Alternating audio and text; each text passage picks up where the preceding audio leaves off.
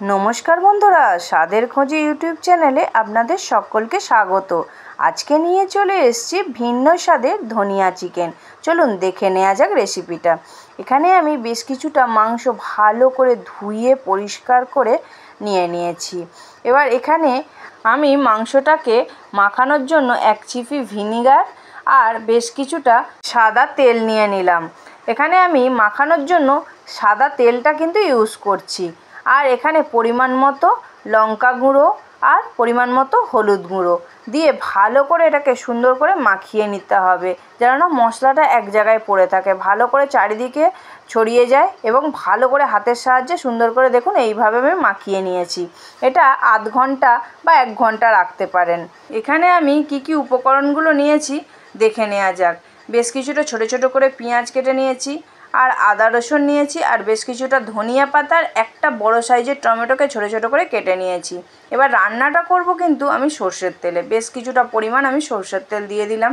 ফোড়নে দিলাম 2টো তেজপাতা আর বেশ কিছুটা দারুচিনি আর গোটা জিরে, 1/2 চামচের মতো গোটা জিরে দিয়ে ওটাকে ভালো করে ভাজতে হবে। যখন ভাজা ভাজা হয়ে যাবে তখন অল্প করে চিনি দিয়ে আবারও তেলটা ভালো করে নাড়িয়ে চাড়িয়ে দিতে হবে।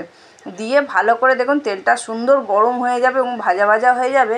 কুচিয়ে রাখা পেঁয়াজটা দিয়ে দেব, সবটা না, অল্প একটুখানি রেখে দেবো, ওটারও কাজ আছে। এবার এই পেঁয়াজটাকে ভালো করে সুন্দর করে ভেজে নেব। বেশি লালও করব না, আবার কাঁচা কাঁচা মতোও রাখবো না, মিডিয়ামভাবে ভেজে নেব। এইভাবে খুন্তির সাহায্যে নাড়িয়ে চাড়িয়ে সুন্দর করে দেখুন এইভাবে ভেজে নিতে হবে। এই দেখুন আমার ভাজাটা কিন্তু অনেকটা হয়ে গেছে, আমি কিভাবে ভেজেছি দেখে নিতে পাচ্ছেন।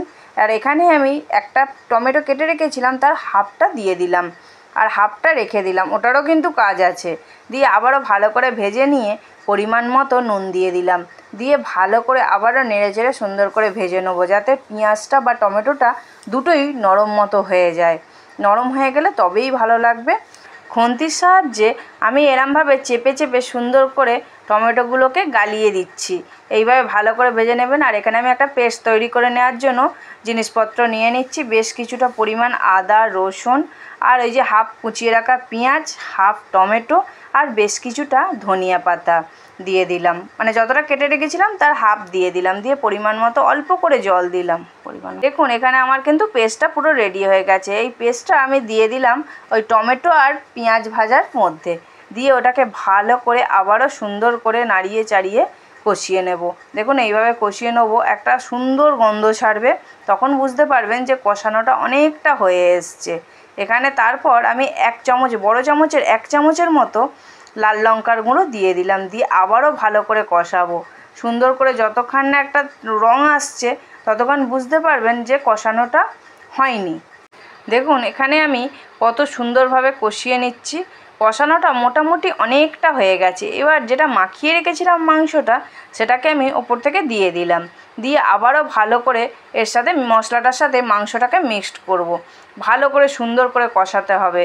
আমি বারবার বলেছি কিন্তু মাংসটা কষানোর ওপরেই টেস্ট আসে, যে কোনো মাংসই কষানোর উপরেই সুন্দর টেস্ট আসবে। দেখুন আমি কত সুন্দর করে কষিয়ে নিচ্ছি মাংসটা। দেখুন আমার অনেকটা কিন্তু মাংসটা কষানো হয়ে গেছে। আরও ভালো করে কিছুক্ষণ কষাবো, কিন্তু তার আগে আমি বেশ কিছুটা ধনিয়া পাতা দিয়ে দিলাম। দিয়ে আবারও ভালো করে সুন্দর করে কষাতে থাকবো। যতটা কষানো যায় ততটাই ভালো। দেখুন আমার কিন্তু অনেকটা কষানো হয়ে গেছে। এবার আমি অল্প করে জল দেবো, বেশি কিন্তু জল দেবো না। আমার কষাতে কষাতেই মাংস কিন্তু অলরেডি সিদ্ধের খাতায়, ওই জন্য বেশি জল দেব না, অল্প করে জল দেব। দেখুন আমার এটা গ্রেভিটা ফুটেও গেছে। আর এখানে আমি ছোটো চামচের 1 চামচের মতো গুঁড়ো গরম মশলা দিয়ে দিলাম। দিয়ে আবারও ভালো করে নাড়িয়ে চাড়িয়ে সুন্দর করে নেব। এবার গ্যাসটা অফ করবার আগে আরও কিছুটা ধনিয়া পাতা দিয়ে চাপা দিয়ে দেব। দেখুন আমার ভিন্ন স্বাদের ধনিয়া চিকেনটা রেডি হয়ে গেছে। এবার এটাকে আমি একটা বাটিতে সার্ভ করে দেব। ভিন্ন স্বাদের ধনিয়া চিকেনের সাথে রুমালি রুটি জাস্ট দারুণ লাগবে, জমে যাবে পুরো। আর রেসিপিটা কেমন লাগলো অবশ্যই জানাতে ভুলবেন না কিন্তু। আর ভিডিওটা ভালো লাগলে অবশ্যই একটা লাইক করে চ্যানেলটাকে সাবস্ক্রাইব করে দেবেন।